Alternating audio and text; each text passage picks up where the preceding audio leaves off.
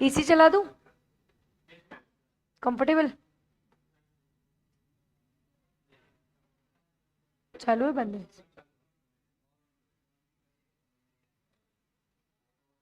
कहाँ से ऑन हो गई? इसी का बोल रहे हो ना 12?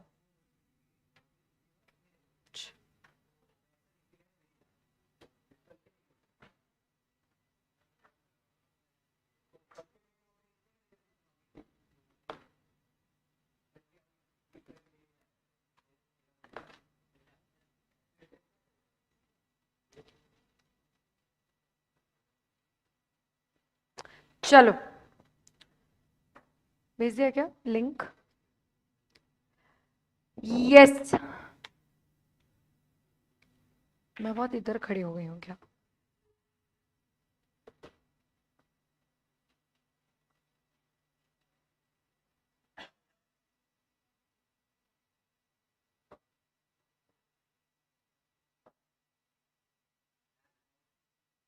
नोट्स नहीं आया यार, माफी। नोट्स मैंने फोन करके चिल्ला दिया है अभी, बट नोट्स अभी तक आए नहीं है।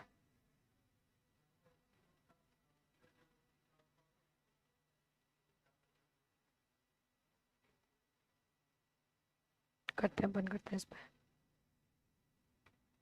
चलो मैम, मेरा फर्स्ट क्लास है आज इको का, क्या मैं कंटिन्यू कर सकता हूँ? देखो, अगर आप इकोनॉमिक्स ही पहली बार पढ़ रहे हो तो आपको शायद कुछ समझ में नहीं आएगा, बट अगर आपने इकोनॉमिक्स पहले पढ़ा हुआ है, अगर आपने एग्जाम पहले दी हुई है, तो फिर आपको समझ में आ जाएगा। ठीक है, मैं टॉपिक आज नया ही ले रही हूँ, मैं कल का टॉपिक रिपीट नहीं कर रही हूँ, है ना? बट आई गेस एकदम शुरू से शुरू तो नहीं करूंगी मैच, है ना? चलो, रेडी? All set? क्या घुसर पुसर चल रही है?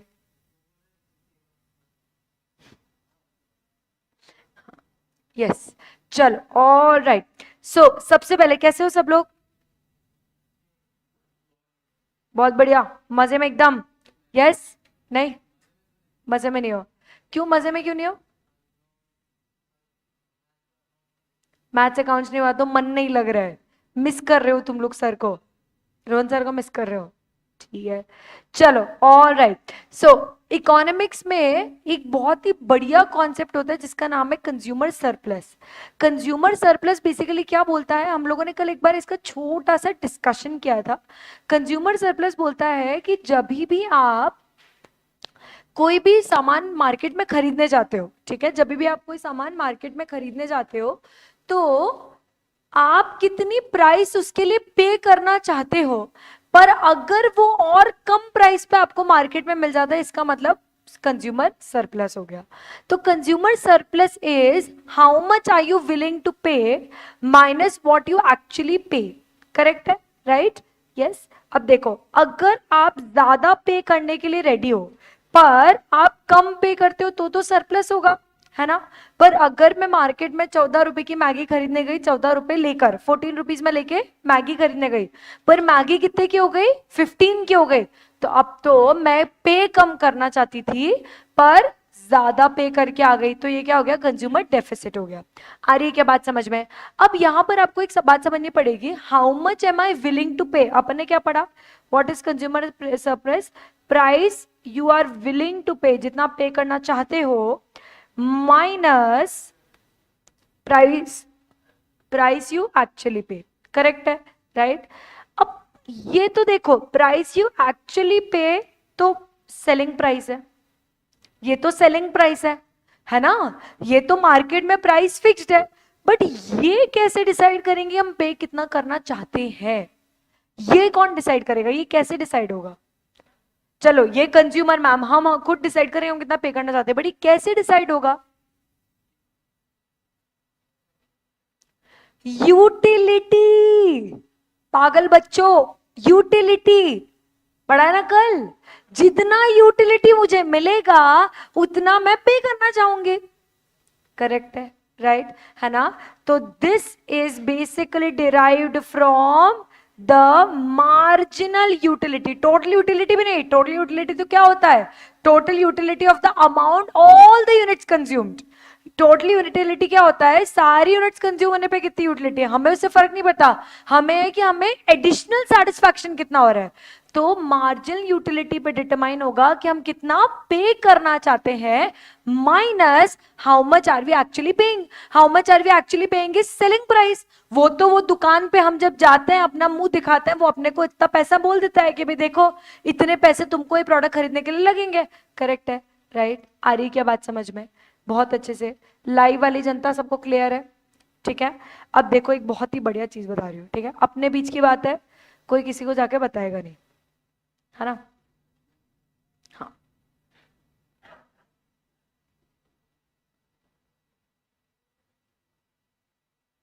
हम्म, देखो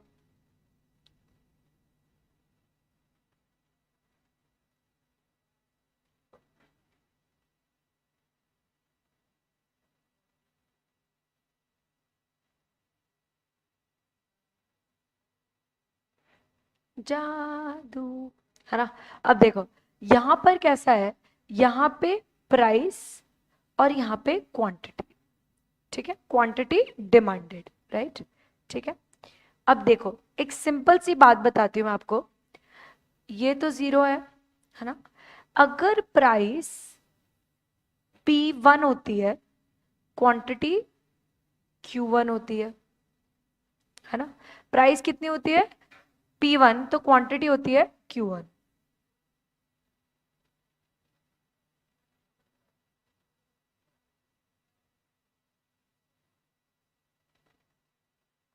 ठीक है।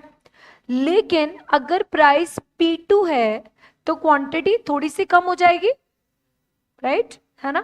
तो हमारा जो P2 Q2 है वो चेंज हो गया, Q2, है ना?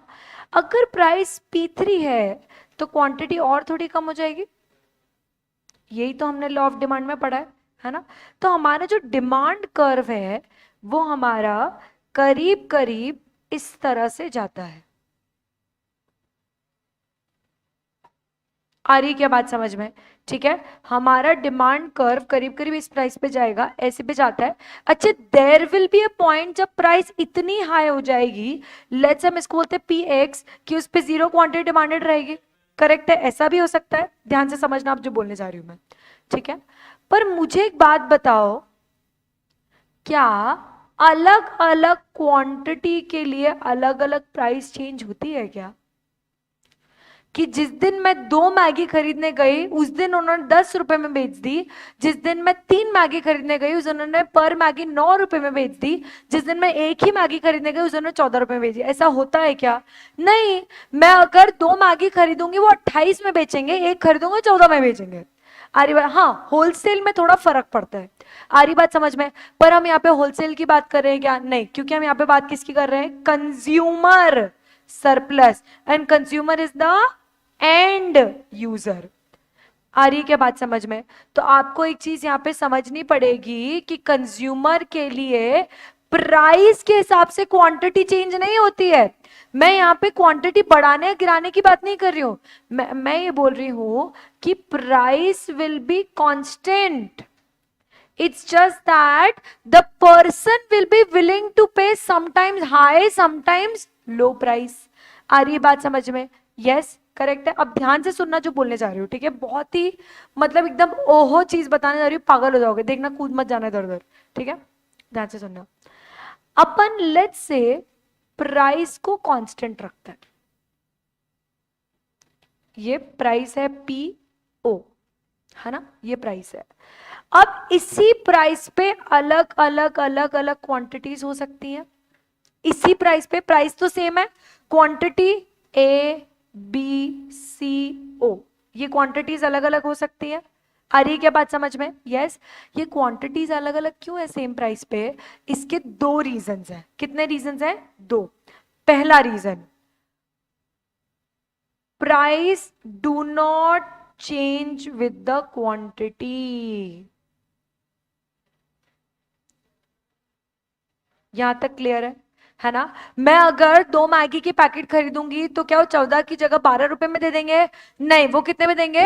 14 में ही देंगे। आ रही क्या बात समझ में? बहुत अच्छे से, राइट। तो प्राइस जो है वो क्वांटिटी के हिसाब से, जितना देखो हमने नीचे क्या लगा है, क्वांटिटी डिमांडेड, जितनी क्वांटिटी की डिमांड है उस हिसाब से प्राइस चेंज नहीं होती है, पहला, ठीक है। दूसरा, marginal utility of the first product is generally high, है ना, but marginal utility of let's say the last product is low, zero और नेगेटिव, ऐसा भी हो सकता है, राइट। तो अब मुझे बताओ, फर्स्ट प्रोडक्ट पे तो क्या आप ज्यादा प्राइस पे करने को तैयार रहोगे? हाँ मैम, फर्स्ट प्रोडक्ट पे तो हम ज्यादा प्राइस पे करने को तैयार रहेंगे, पर मैम लास्ट प्रोडक्ट पे तो हमारी मार्जिनल यूटिलिटी बहुत कम है, तो अब क्या हम ज्यादा प्राइस पे करने को तैयार रहेंगे? आ रही है क्या बात समझ में? बहुत अच्छे से। अब ध्यान से सुनना जो बोलने जा रही हूं मैं। अगर ये एक ऐसी प्राइस है जिस पे सारी क्वांटिटीज खरीदी जा रही है, तो ये प्राइस तो कांस्टेंट हो गई, लेकिन इसके ऊपर P1, P2, P3 and P4, ये जितनी भी प्राइस है, ये कौन सी प्राइस है? ये वाली जितनी भी प्राइस है, दिस इज द प्राइस जो हम ज्यादा पे करने के लिए तैयार हैं फॉर दीज क्वांटिटीज। समझ में आया? ये पी तो वो प्राइस है जिसपे इतनी क्वांटिटी हो, पी तो कांस्टेंट रहेगा, लेकिन इस ओपी के ऊपर जितनी भी प्राइस अब ज्यादा होगी, कौन कौन सी? P1, P2, P3, PX, जितनी भी प्राइस ऊपर होगी, that will be the price जो हम ज्यादा पे करने को तैयार है फॉर दीज क्वांटिटीज। आ रही बात समझ में? और अब मुझे बताओ, अगर हम ज्यादा पे करने को तैयार है किसी पर्टिकुलर प्रोडक्ट को खरीदने के लिए, और एक्चुअली प्राइस कम है पर हम ज्यादा पे करने को तैयार है, तो वो क्या मिल रहा है हमें? सरप्लस। ठीक है, तो अब बताओ, ध्यान से सुनना, हमारी अभी प्राइस क्या है? ओपी। अभी प्राइस क्या है? ओपी। पर ये जो P1 लेवल पे, P2 लेवल पे, P3 लेवल पे, अगर इन लेवल्स पर भी हमारी Q1, Q2 और Q3 क्वांटिटी आ रही है, इसका मतलब एक्चुअल प्राइस तो ओपी है, पर उसके ऊपर की जितनी भी प्राइस है, ये जितना भी एरिया हम लोगों ने यहाँ पे कवर किया है, ये पूरा क्या माना जाएगा? Consumer surplus.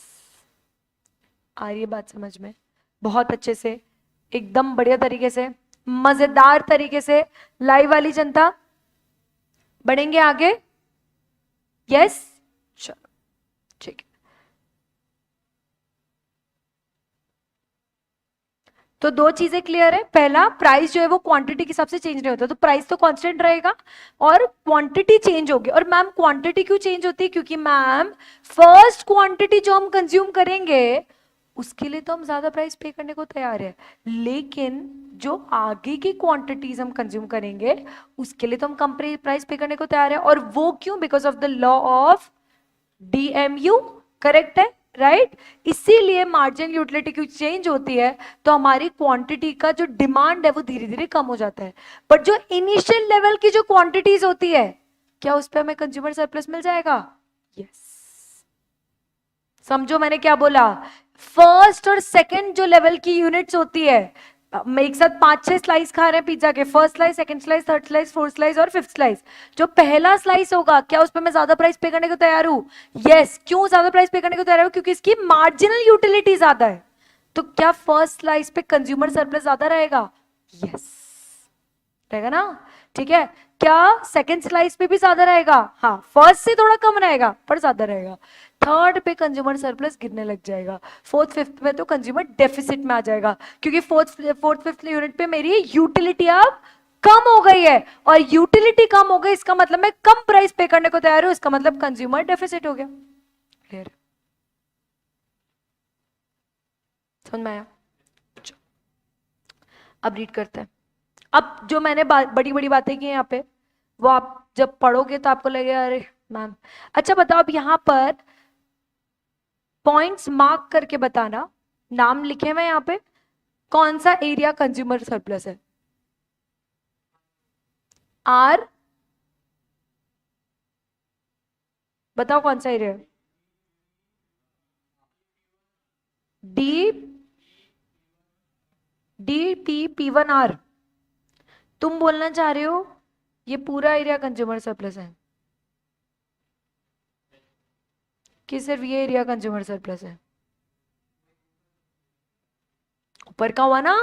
अरे P1 तो, अरे P1 तो हमारी लोअर प्राइस हो गई ना, हम तो और भी ज्यादा पे करने को तैयार है ना। आ रही क्या बात समझ में? देखो P पर, ठीक है, P पर हमें क्यों क्वांटिटी मिल रही है, करेक्ट है, राइट? तो इसके ऊपर की जितनी भी प्राइस होगी वो क्या हो जाएगी, कंज्यूमर सरप्लस। आ रही है क्या बात समझ में? देखो यहां पे क्या लिखा है, कंज्यूमर सरप्लस। क्लियर है? Yes, done. हाँ देखो, पहले तो प्राइस पी थी, ठीक है, जब प्राइस पी थी मतलब क्वांटिटी क्यू थी, अब प्राइस गिर के P1 हो गई तो लोगों ने क्वांटिटी बढ़ा दी, करेक्ट है। बट तुम सोचो कि जब P प्राइस पर Q क्वांटिटी कंज्यूम की जा सकती थी, तो P के ऊपर की जितनी भी क्वांटिटी हो, P के ऊपर की जितनी भी प्राइस होगी which is between P and D, ठीक है, ये वो प्राइस होगी जो लोग इनिशियल यूनिट्स पे पे करने को तैयार रहेंगे, इनिशियल यूनिट्स पे। उसके बाद वो क्वांटिटी गिरा के क्यू पे ले आएंगे, सॉरी Q1 पे ले आएंगे, उसके बाद वो क्वांटिटी गिरा के क्यू पे ले आएंगे। आ रही है क्या बात समझ में? ठीक है, एक और मतलब अगर हम इसी को मार्क करेंगे तो देखो,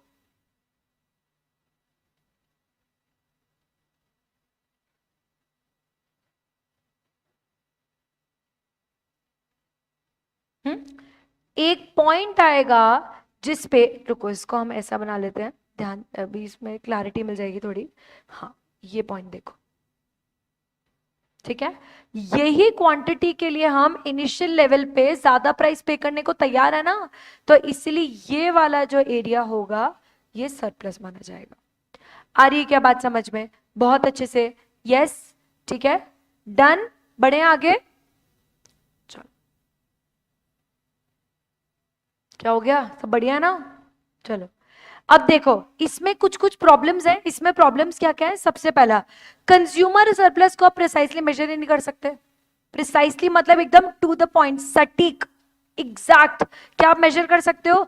नहीं, क्योंकि एक ही पर्सन जब यूनिट्स कंज्यूम करता है तो उसकी एमयू अलग अलग होती है। फर्स्ट यूनिट्स पे, इनिशियल यूनिट्स पे तो एमयू ज्यादा होगी, पर बाद की यूनिट्स पे एमयू कम होगी, तो इसलिए एमयू जो है वो चेंज होती रहती है, इसलिए हम कंज्यूमर सरप्लस एग्जैक्ट नहीं निकाल सकते। आ रही है क्या बात समझ में? दूसरा, नेसेसिटी के केस में, जो नेसेसिटी मतलब जो चीज हमारे लिए, जैसे मेरे को ना बहुत तेज प्यास लग रही है, तो जो पहला पानी का घूंट होगा उसका एमयू इनडेफिनाइट होगा, मतलब बोले साहब प्यासे को पानी पिला दिया साहब, बहुत अच्छा किया आपने, बोलते ना बने ऐसा, करेक्ट है।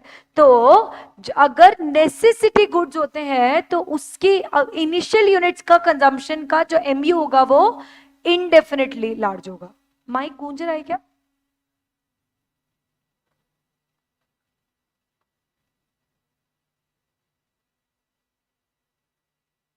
हेलो, अब सही है? हाँ, क्लियर है? थोड़ा अभी भी गुज रहा है? सही है ना अभी? हाँ, ठीक है। तो नेसेसिटी के केस में तो इनिशियल लेवल पे एमयू इनडेफिनाइट होगा। आ रही क्या बात समझ में? ठीक है, तो ऐसे केस में उनका कंज्यूमर सरप्लस भी इनफाइनाइट होगा, करेक्ट है। तीसरा, consumer surplus deriving from a commodity is affected by availability of substitutes. मैं ये पास वाली दुकान पे गई, मैंने बोला भैया चाय देना, चाय की तलब लग रही बहुत ज्यादा, बहुत मन कर रहा है चाय पीने का, ठीक है, मैं चाय पीने गई, पर बोला मैम चाय नहीं है अभी। मतलब अच्छा सर तो दिख रहा है, चलो कॉफी दे दो, है ना, राइट? तो अब बताओ, यहां पर सब्स्टिट्यूट अवेलेबल था, है ना? अब यहां पर सोचो कि चलो चाय अवेलेबल नहीं थी तो मैंने कॉफी पी ली, वापस से मैं एक बार चाय पीने गई, मैं चाय के 10 रुपए लेके गई, उन्होंने बोला मैम चाय के तो 20 रुपए होंगे। मतलब 20 रुपए चाय के, 10 रुपए की चाय है, आप 20 मांग रहे हो, राइट? तो यहां पर कंज्यूमर डेफिसिट हो रहा है, मैं किधर चली जाऊंगी, सीधे सीधे कॉफी की तरफ, राइट? तो कंज्यूमर सरप्लस एक कमोडिटी का ऑफ कोर्स किस पे मैटर करता है? उसके सब्स्टिट्यूट्स अवेलेबिलिटी पे। एक बहुत ही सिंपल सा ज्ञान है, you would be willing to pay less for a commodity अगर उसके सब्स्टिट्यूट्स अवेलेबल है। जिस चीज के सब्सिट्यूट अवेलेबल नहीं होता है आप उसके लिए ज्यादा पे करने को तैयार रहते हो। हमने पढ़ा ना what is consumer surplus, amount you willing to pay minus amount you actually pay, but amount you willing to pay would be less in case of a commodity जिसके सब्सटीट्यूट्स अवेलेबल है। क्लियर है? Yes, ठीक है। उसके बाद जो distinct articles होते हैं, जैसे कुछ डिफरेंट आर्टिकल्स होते हैं, जैसे कि अपना एम एफ हुसैन की पेंटिंग, एम एफ हुसैन नहीं पता, बहुत बड़ा पेंटर है, बहुत ही बड़ा, ठीक है, उनकी पेंटिंग, मजनू भाई की पेंटिंग, है ना, राइट, या फिर डायमंड्स, कुछ चीजों का कंज्यूमर सरप्लस नहीं निकाल सकते आप, ठीक है। जैसे गोल्ड एक मेटल है, ठीक है, मालूम है ना आपको, डायमंड जो होते हैं वो आर्टिफिशियल होते हैं, मालूम है ना आपको, ठीक है। गोल्ड तो माइनिंग किया हुआ है, मेटल है, ठीक है, गोल्ड हमने निकाला उसको, ठीक है, तो गोल्ड की एक वैल्यू है ना।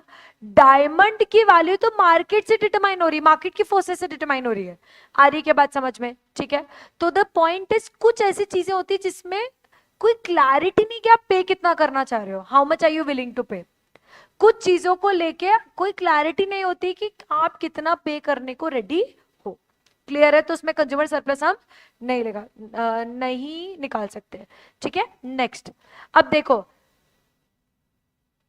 हम ये मानते हैं कि मार्जिनल यूटिलिटी, ये एक डिसएडवांटेज है कि मार्जिनल यूटिलिटी क्या है, कांस्टेंट है, क्या है, कांस्टेंट है, करेक्ट है, बट तुम्हें लगता है कि कांस्टेंट है? नहीं, पहले यूनिट में मार्जिनल यूटिलिटी ज्यादा रहेगी, बाद में कम हो जाएगी, तो कांस्टेंट है क्या? बिल्कुल नहीं है, जो एकदम अनरियलिस्टिक है ना। अभी ना इंस्पायर पे पिज्जा मिल रहा था, क्योंकि इंस्पायर को 7 साल कंप्लीट हो गए, ठीक है, आज 1 मार्च को 7 साल हो गए, तो पिज्जा विज्जा मिल रहा था।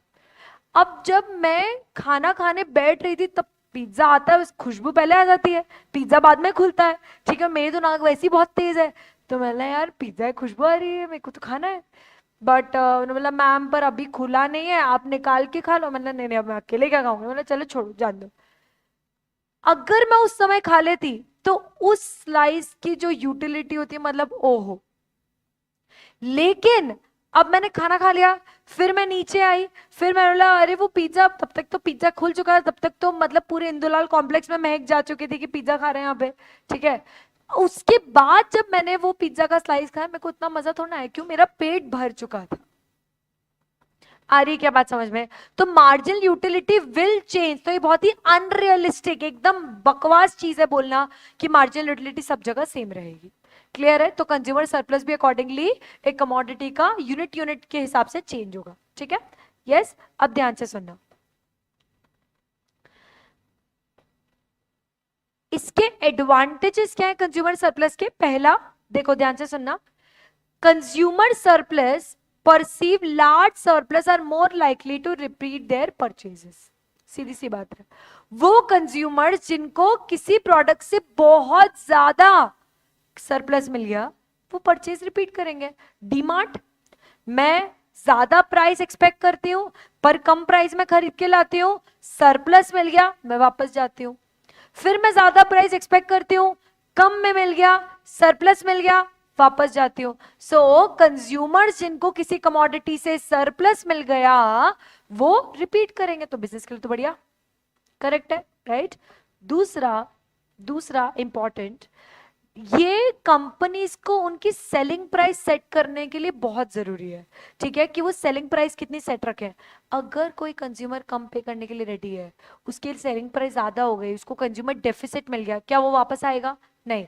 तो प्राइस क्या रखनी है उसके लिए कंज्यूमर सरप्लस स्टडी करना बहुत जरूरी है।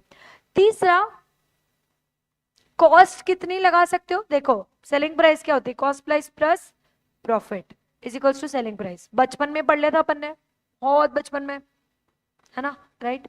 अब देखो ये तो कमाने, ये धंधा कर रहे हैं, बिना प्रॉफिट के तो नहीं रह सकते। हाँ, स्टार्टिंग में थोड़ा नो प्रॉफिट नो लॉस पे रह सकते हैं, स्टार्टिंग में लॉस में रह सकते हैं, बट एट द एंड तो प्रॉफिट कमाना पड़ेगा।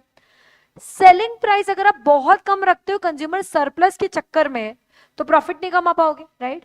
तो आपको काम किस पे करना पड़ेगा, कॉस्ट प्राइस पे। आपको अपनी लागत, कॉस्ट प्राइस कम करनी पड़ेगी, सस्ते में प्रोडक्शन करना पड़ेगा, मास प्रोडक्शन करना पड़ेगा, आ रही है क्या बात समझ में? ठीक है, यस तो आप अकॉर्डिंगली कॉस्ट बेनिफिट एनालिसिस कर सकते हो। और आखिरी, फिनेंस मिनिस्टर्स को इस चीज का फायदा होता है कंज्यूमर सरप्लस का। एक सिंपल सा एग्जांपल है, there is a thing called cigarettes, है ना। जो भी लोग सिगरेट्स कंज्यूम करते हैं, स्मोक करते हैं, उनको मालूम है कि एक तो वो रिपीटर कस्टमर्स होते हैं, सीधी सी बात है। जो भी सिगरेट सेलिंग कंपनीज होती हैं उनको मालूम है कि उनके जो कंज्यूमर्स है वो रिपीटर्स हैं, ठीक है, पहला। और दूसरा, as far as I understand from people, लोगों को पहला, जो भी वो करते हैं स्मोक करते हैं, उनको पहला दूसरा तीसरा जो भी स्मोक करेंगे वो, उससे उनको सेटिस्फैक्शन यूटिलिटी ज्यादा मिलती है। आ रही है क्या बात समझ में? तो गवर्नमेंट टैक्स ज्यादा लगा देती है, बात खत्म।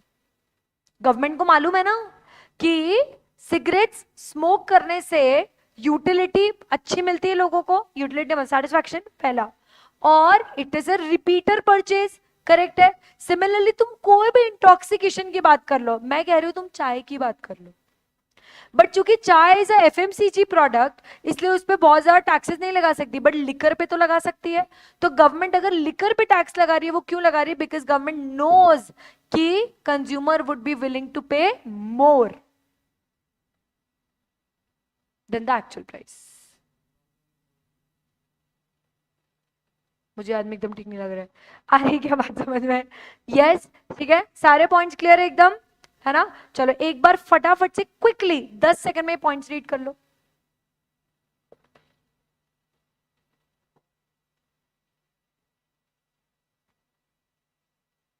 लाइव वाली जनता, दीपक, सिमरन, जतिन भाई, प्रवीण प्रवीण, प्रथम, सब पीछे है क्या?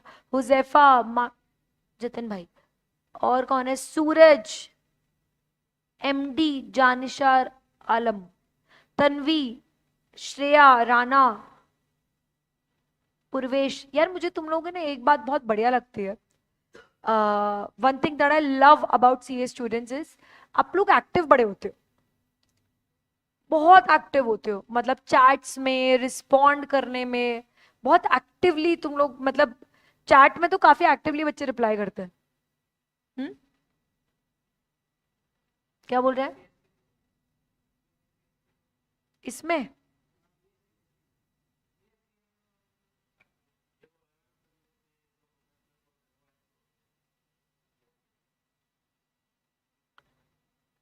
सीएमए वाले भी नहीं होते, बताऊंगी मैं। मतलब सी, आई टेल यू व्हाट, मैंने तो अभी अभी तुम लोगों को, तुम्हारी बैच तो पहली बार ली है, सी के बच्चों को पहले बहुत बार पढ़ाया है, but one thing that I notice through out my CA की जर्नी इज कि बच्चे हमेशा बड़े एक्टिव होते हैं, ऐसा। सीएस की उसमें, सीएमए के उसमें भी काफी एक्टिव होते हैं, ऐसा नहीं है, बट देन अभी तुम लोगों के बैच तो मैंने अभी रिसेंटली शुरू किए, उस हिसाब से realise that you are way too active, you know. जैसे आप लोग आई थिंक रोहन सर से तो बहुत पहले से ही कंफर्टेबल हो, ठीक है, तो रोहन सर के साथ तो एक वो एक इक्वेशन बनी गई है पहले से, तो उनके साथ तो ठीक है, बट मैंने तो अभी भी शुरू किया, आप लोगों के साथ 15 दिन हुए हैं, है ना, तो उस हिसाब से काफी अच्छा रहा है, आई गेस 15 फेब को स्टार्ट हुआ था। हाँ मतलब 13 दिन हुए, 28 दिन का महीना था, ठीक है।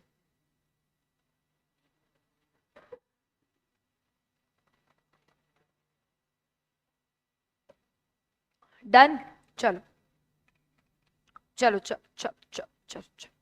अब हम आते हैं इंडिफरेंस कर्व पे, ध्यान से सुनना, ठीक है। अभी हम लोग सिर्फ कॉन्सेप्ट्स पढ़ रहे हैं, अब जब क्वेश्चंस करेंगे तब रियल टेस्ट शुरू होगा कि हमको कितना आता है, ठीक है। देखो इकोनॉमिक्स में दो चीजें समझना जरूरी है, सिर्फ दो चीजें, और आप इकोनॉमिक्स ऐसे क्रैक कर लोगे, ठीक है। One is concept, one is MCQ. हम लोग अभी सिर्फ कॉन्सेप्ट समझ रहे हैं। मैं ये मानती हूं कि अगर आपका कॉन्सेप्ट क्लियर है ना, ठीक है, एक simple equation TUN - TUN - 1 is MU, बस आपको इतना मालूम है, आप इस पे बड़े बड़े प्रॉब्लम सॉल्व कर सकते हो, ठीक है, बहुत बड़े बड़े प्रॉब्लम सॉल्व कर सकते हो। तुम देखो ना कंज्यूमर सरप्लस को लेके अपन ने कितनी सारी बड़े बड़े एडवांटेजेस पढ़ लिए, राइट। तो आपका कॉन्सेप्ट दिमाग में बैठना चाहिए, एमसीक्यू ऐसे हो जाता है। बच्चे किस पे फोकस करते हैं कि भाई फटाफट से एमसीक्यू कर लेते हैं, फटाफट से एमसीक्यू, जब तक कॉन्सेप्ट क्लियर नहीं होगा एमसीक्यू बन ही नहीं सकता आपसे। आ रही बात समझ में? ठीक है, चलो अब हम आते हैं इंडिफरेंस कर्व पे। इंडिफरेंस कर्व की बेसिकली जो कॉन्सेप्ट है, दो अलग अलग लोगों ने डेफिनेशन दी, एक तो फर्ग्यूसन और एक लेफ्टविच, ठीक है, ध्यान से सुनना। यस, नाम याद रखना। हाँ, करेक्ट। देखो, इनडिफरेंस का मतलब होता है ढीठ। क्या मतलब होता है? ढीठ, फर्क नहीं पड़ता। इनडिफरेंट, डिफरेंट मतलब अलग अलग, इनडिफरेंट मतलब फर्क नहीं पड़ता। आ रही क्या बात समझ में? यस, है ना? तो इंडिफरेंस कर्व ये बात करता है कि जब हम लोग कोई दो कमोडिटीज कंज्यूम कर रहे हैं, ठीक है, तो ऐसे कॉम्बिनेशन में उनको कंज्यूम करें हैं, ऐसे कॉम्बिनेशन में हम उनको कंज्यूम करें कि हमें फर्क ही ना पड़े, हमें इक्वल अमाउंट ऑफ सेटिस्फैक्शन मिले। तो यहां पर satisfaction in any case, utility in any case same रहती है, बस कॉम्बिनेशंस बदलते हैं। आ रही बात समझ में? तो हमें ऐसे पॉइंट्स, एक ग्राफ में हमें ऐसे पॉइंट्स निकालने हैं जिसमें हम ऐसे क्या बेस्ट पॉसिबल कॉम्बिनेशंस रख सकते हैं कि सेटिस्फैक्शन हमेशा सेम रहे, हमारे सेटिस्फैक्शन में चेंज ना आए, हमारे सेटिस्फैक्शन इनडिफरेंट रहे। आ रही बात समझ में? यस। जैसे मैं आज टिफिन में लाई थी एक दाल, एक सब्जी और रोटी, ठीक है ना?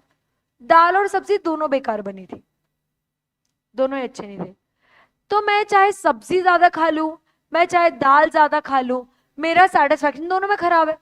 आ रही बात समझ में? है ना? राइट। अगर मैं दोनों में से किसी की भी क्वांटिटी बढ़ा, मुझे फर्क पड़ता क्या? नहीं, क्योंकि दोनों ही बेकार थी। बहुत बार ऐसा होता है दोनों ही इतनी अच्छी होती है कि मैं डिसाइड नहीं कर पा रही हूँ कि एक कंटेनर इसमें दाल पड़ी है बहुत सारी, एक कंटेनर इसमें सब्जी पड़ी है बहुत सारी, ठीक है, मैं डिसाइड नहीं कर पा, मैं रोटी इससे खाऊं, मैं इससे खाऊं, मैं इससे खाऊं, इससे खाऊं। रियल लाइफ प्रॉब्लम्स है, यही होता है हमारे साथ, होता है ना साथ? दोनों चीजें बहुत अच्छी, किससे खाओगे आप ज्यादा? मेस में ऐसा नहीं हो रहा है। रसगुल्ला, गुलाब जामुन। आ रही बात समझ में? राइट, है ना? सो इंडिफरेंस कर्व सिंगल, अभी हम सिंगल इंडिफरेंस कर्व की बात कर रहे हैं, shows different combination of X and Y that yield equal satisfaction of consumer, equal satisfaction to the consumer. कि भाई हम एक्स की कितनी यूनिट्स लें और वाई की कितनी यूनिट्स लें कि सेटिस्फैक्शन आ रहा है। उसके बाद जब एक्स की यूनिट्स कम करेंगे पर वाई की बढ़ाएंगे तो भी सेम सेटिस्फैक्शन, एक्स की यूनिट्स बढ़ाएंगे वाई की कम करेंगे सेम सेटिस्फैक्शन। करेक्ट है, राइट? तो वो जो कर्व होगा, वो जो कर्व होगा, उस कर्व को हम क्या बोलेंगे? Single indifference curve. और मैम अगर बहुत सारे इंडिफरेंस कर्व हुए तो इंडिफरेंस मैप बन गया। इसलिए मैंने किस पे फोकस किया? Single indifference. अगर सिंगल इंडिफरेंस कर्व है, मतलब एक ही दो यूनिट्स लिए और हमने एक कर्व पे उसका सेटिस्फैक्शन प्लॉट कर दिया, तो सिंगल कर्व हो गया।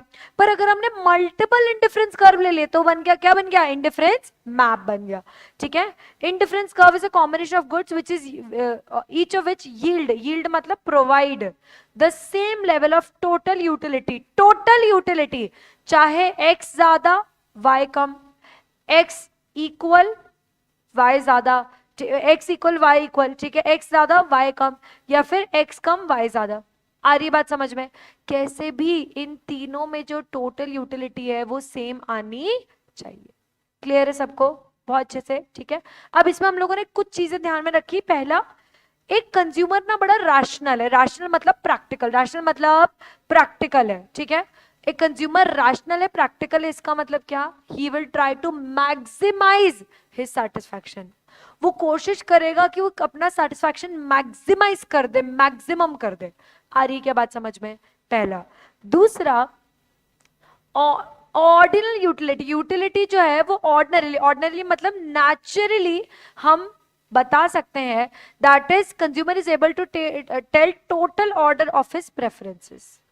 करेक्ट है, राइट? अब अगर, ठीक है, मैं तुम्हें ऑप्शंस दूं, पिज्जा, बर्गर, ठीक है, एक पिज्जा, दो बर्गर, या फिर दो सैंडविच, ठीक है। हाँ, अब यहां पे अजीत, अजय, सॉरी, अजय, बताओ कॉम्बिनेशन क्या होगा तुम्हारा?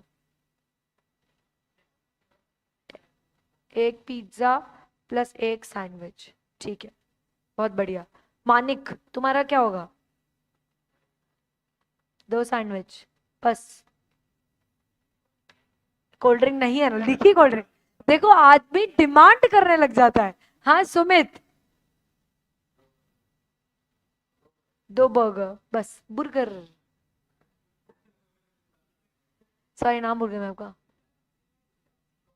कौस्तुभ,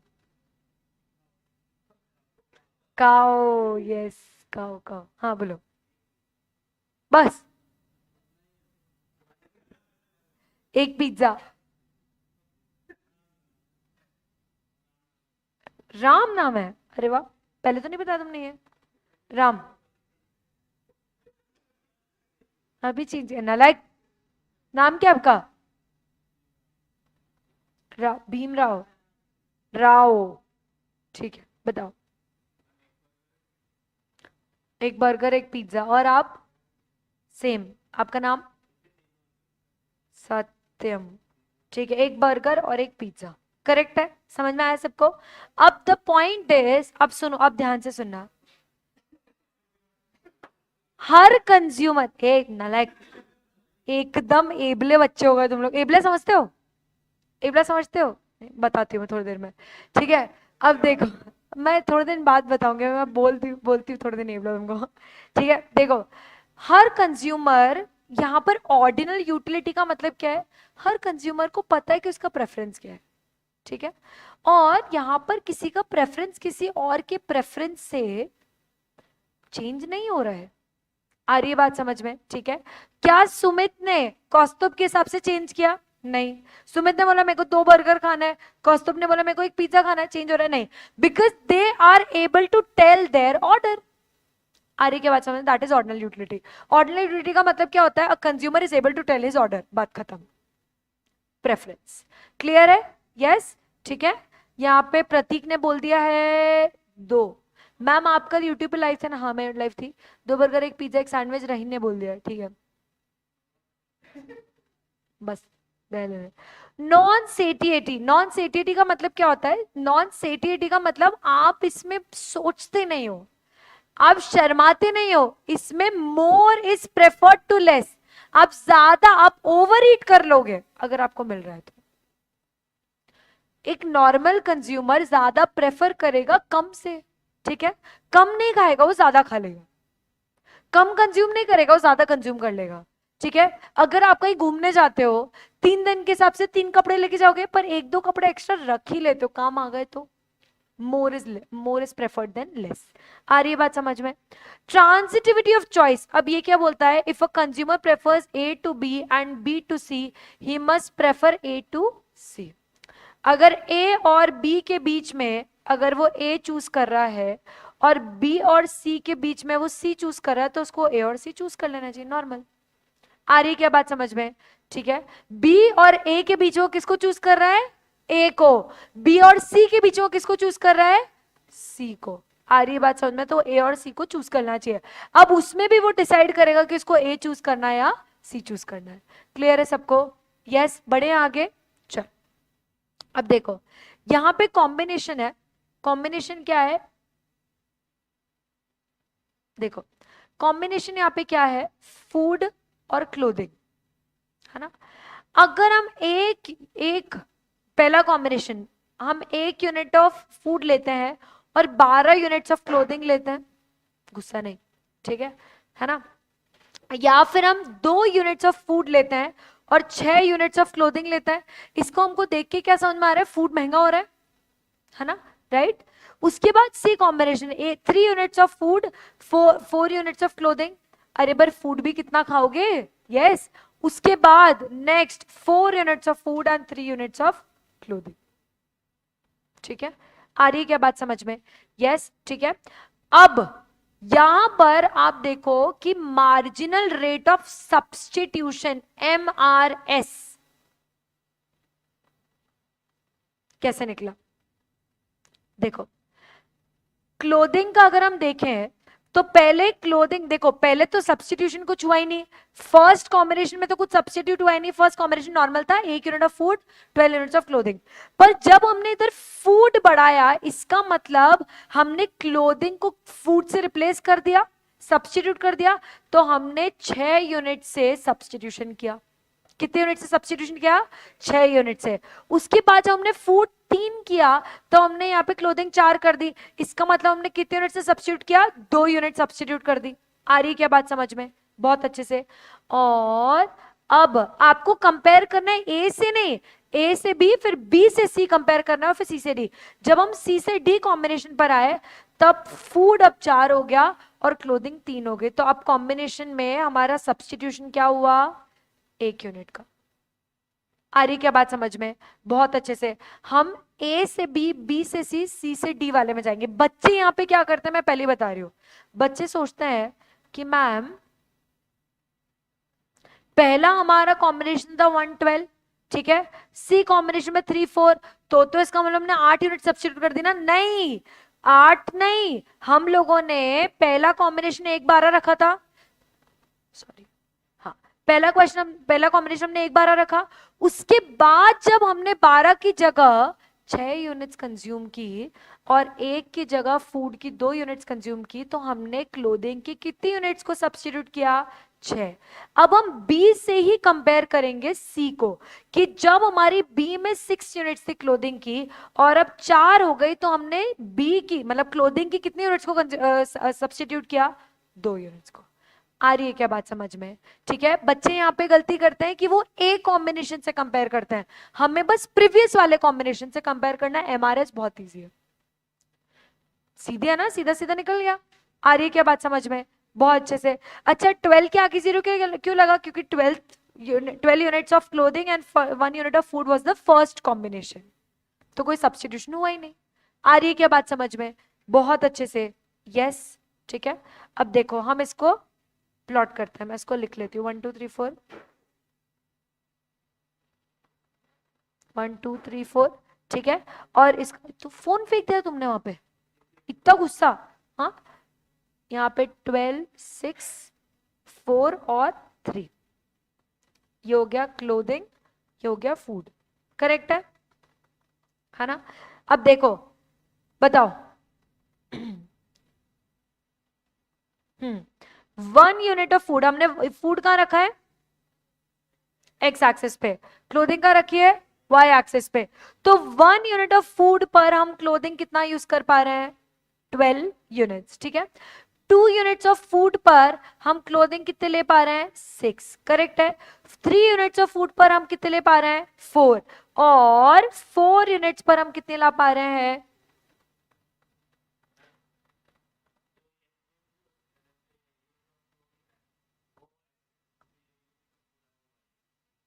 हाँ, बात एक ही पड़ेगी, देख लो तुम, बात एक ही पड़ेगी।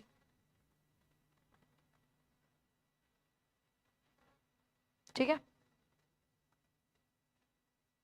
ध्यान सुनो, ठीक है।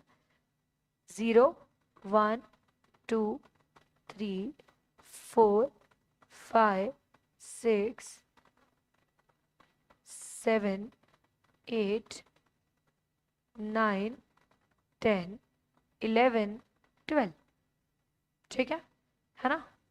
ठीक है ना? अब ये हो गया हमारा क्लोथ, अपन उल्टा कर रहे हैं, ठीक है। और ये हो गया हमारा food. Oh sorry, my bad, रुको अपन उस पर बनाते हैं।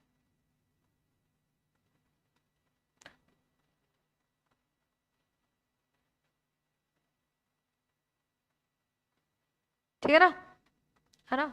अब देखो,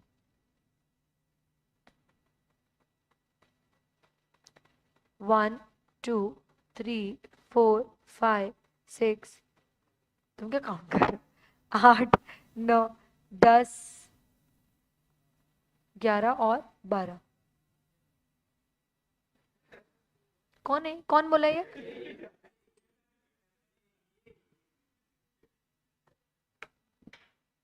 one two three four five six, correct है। हमारे कॉम्बिनेशंस क्या है देख लेते हैं अपन।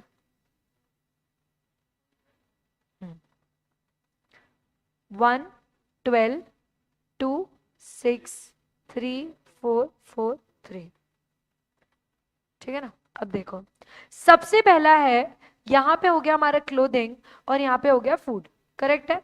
12 यूनिट्स ऑफ क्लोथिंग पे हमारा फूड कितना है? 1 यूनिट, करेक्ट है। उसके बाद 6 यूनिट्स पे हमारा फूड कितना है? 6 यूनिट्स पे हमारा फूड है करीब यहाँ पे, करेक्ट है, राइट, ठीक है। उसके बाद जब 4 यूनिट्स ऑफ हमारा क्लोथिंग है ना, तब हमारे 3 यूनिट्स ऑफ फूड है, ठीक है। और जब हमारी 3 यूनिट्स ऑफ क्लोथिंग है तो 4 यूनिट्स ऑफ फूड है, करेक्ट है, राइट।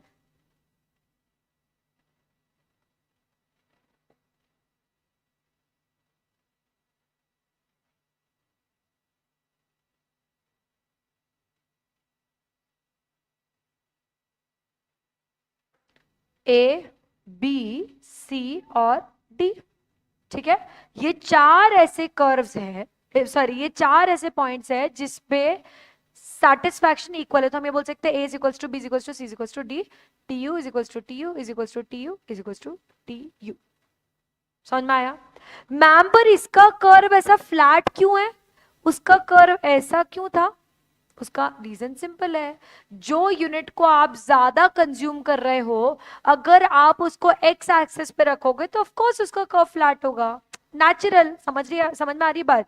ठीक है। बट इसका कर्व जा तो ऐसा ही रहा है ना, इट्स अ कर्व, आ रही बात समझ में? बहुत अच्छे से, यस, ठीक है, डन, ठीक है। अब देखो इसकी कुछ बातें हम पढ़ लेते हैं फटाफट से। सबसे पहला, ये इंडिफरेंस कर्व जो है, it's a diagrammatic presentation of indifference schedule. Schedule क्या था? वही कॉम्बिनेशन, एबीसीडी जो हमने कॉम्बिनेशन पढ़े, उस स्केड्यूल का जो प्रेजेंटेशन है वो कर्व है कि भाई 12-1 का कॉम्बिनेशन, 6-2 का कॉम्बिनेशन, 4-3 का कॉम्बिनेशन, 3-4 का कॉम्बिनेशन। ये जो कॉम्बिनेशन है वो बेसिकली क्या है? वो एक तरह का स्केड्यूल है जिसको हमने कर्व के फॉर्म में प्रेजेंट कर दिया, पहला पॉइंट। दूसरा पॉइंट, जितने पॉसिबल कॉम्बिनेशन है ये कर्व में हमें मिल जाएंगे, जितने पॉसिबल। तुम इसमें देख लो, इसमें तो अपन ने 3 वेरिएबल्स ऐड, सॉरी वो कहां चला गया, चल गया, 3 वेरिएबल्स ऐड कर दिए थे, पिज्जा, बर्गर और सैंडविच। 3 वेरिएबल्स हमने ऐड कर दिए। अगर हम सिर्फ पिज्जा बर्गर रखते तो बेस्ट पॉसिबल कॉम्बिनेशन उसमें भी बना सकते थे। आ रही बात समझ में? उसके बाद goods which in which a person is if indifferent, ये बहुत जरूरी है। इनडिफरेंस कर्व में हम ये मानकर चलते हैं कि इसमें वो गुड्स आएंगे कि इंसान इनडिफरेंट रहेगा। अब जब मैंने सुमित से पूछा, सुमित पिज्जा नहीं खाओगे? नहीं मैम मैं बर्गर ही खाऊंगा। क्यों? क्या वो इनडिफरेंट है? नहीं। क्या वो ढीठ है? हाँ, बट उसको यहाँ पे फर्क नहीं पड़ता पिज्जा खाए या बर्गर खाए, ऐसा है क्या? नहीं, उसको फर्क पड़ता है। तो इज ही इनडिफरेंट? नो। आ रही क्या बात समझ में? बहुत अच्छे से, यस। तो यहां पर बोलना चाह रहे हैं कि इंडिफरेंस कर्व तभी मैटर करेगा कि एक ज्यादा कंज्यूम कर लो, एक कम कर लो, फर्क नहीं पड़ता। बट जनरली ऐसा नहीं होता है। आ रही बात समझ में? Next, the combination of same level of satisfaction, the consumer can prefer anything and consumer will not mind. मैं वही बोल रही हूँ कि आप 2 यूनिट्स में से कोई भी ज्यादा कंज्यूम कर लो, आपको फर्क नहीं पड़ेगा ना, ठीक है, वो इंडिफरेंस कर्व होता है। बट क्या रियलिटी ऐसी होती है? नहीं। आ रही क्या बात समझ में? 5 स्टार और dairy milk, dairy milk, dairy milk, dairy milk, dairy milk, 5 star, कोई भी दे दो चलेगा। बात वही है, इंडिफरेंस कर्व तो यही बोलता है कोई भी खिला दो चलेगा। आ रही क्या बात समझ में? ठीक है। और ये एक सिंपल कॉन्सेप्ट, जो ऑर्डिनल यूटिलिटी का जो कॉन्सेप्ट है वो किसने दिया था? हिक्स एंड एलन ने। किसने दिया था? हिक्स एंड एलन ने। याद रहेगा नाम ये? यस, डन, चलो ठीक है। अब जो इंडिफरेंस मैप है और एमआरएस है वो हम लोग कल करेंगे, ठीक है। बहुत जल्दी खत्म होने वाला है, मोस्ट लाइकली 2 दिन में चैप्टर खत्म हो जाएगा हमारा। तो टेक्निकली हम लोगों ने 4 चैप्टर्स यहाँ पे कंप्लीट कर लिए हैं, ठीक है। मतलब देखा जाए तो हम लोगों ने इंट्रोडक्शन कंप्लीट किया, ठीक है, डिमांड कंप्लीट किया, कंज्यूमर बिहेवियर कंप्लीट किया और सप्लाई कंप्लीट किया। जब हम कर लेंगे तब तक फिर हम एक साथ 2-3 दिन सटक सटक सटक सटक सटक बहुत सारे क्वेश्चंस करेंगे, ठीक है ना? Yes, done, done, done, done, yes.